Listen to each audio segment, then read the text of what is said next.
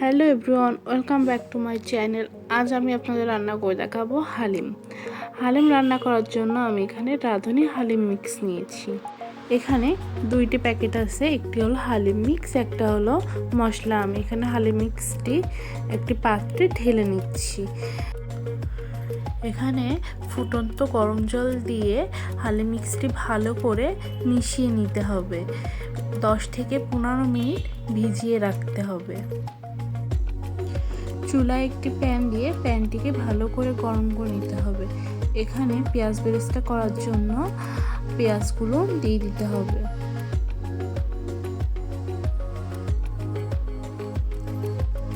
পেঁয়াজটা হালকা বাদামি করে ভেজে নিতে হবে। হালকা বাদামি কালার হয়ে আসলে পেঁয়াজটাকে উঠিয়ে নিতে হবে। ওই তেলেই দিয়ে দিতে হবে আবারও পেঁয়াজ কুচি।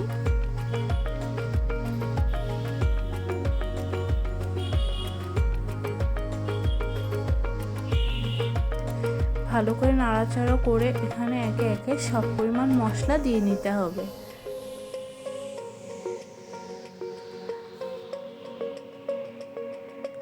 আদা রসুন বাটা, লবণ, শুকনো মরিচের গুঁড়া,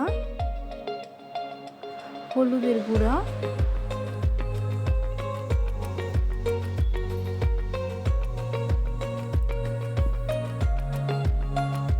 এখানে হালিম মিক্সের ভিতরে যে প্যাকেটটি ছিল প্যাকেটের মশলাটা একসাথে দিয়ে দিতে হবে। দিয়ে ভালোভাবে নাড়াচাড়া করে মিশিয়ে নিতে হবে।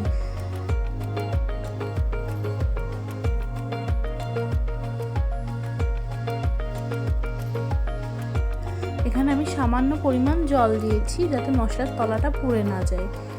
ভালোভাবে নাড়াচাড়া করে কষিয়ে নিতে হবে মশলাটা।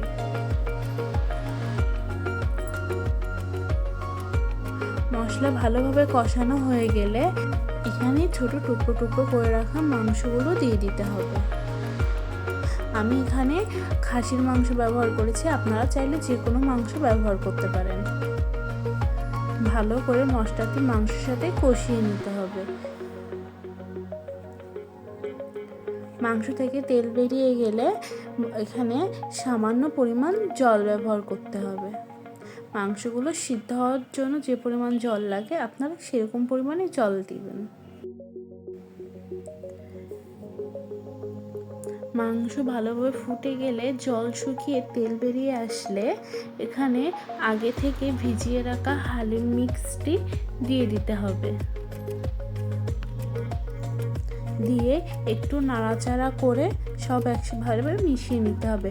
আর লবণটা আপনারা স্বাদ মতো দিবেন।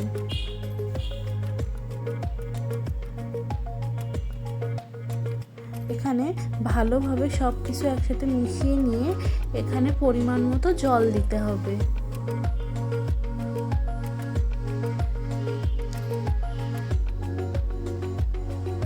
আবারও সব কিছু ভালোভাবে একসাথে মিশিয়ে অপেক্ষা করতে হবে ফুটে যাওয়ার।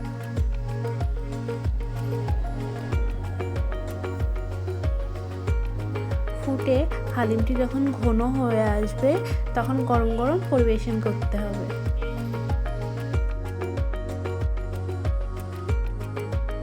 তৈরি আমাদের হালিম। আমি আগে থেকে করে রাখা পেঁয়াজ বেরেস্তাটি দিয়ে একটি বাটিতে সাজিয়ে নিয়েছি। আপনারা চাইলে শসা লেবু দিয়ে খেতে পারেন। এইভাবে তৈরি করে দেখবেন, খেতে অনেক সুস্বাদু লাগে। সবাই ভালো থাকবেন, আবার দেখা হবে অন্য কোনো ভিডিওর সাথে।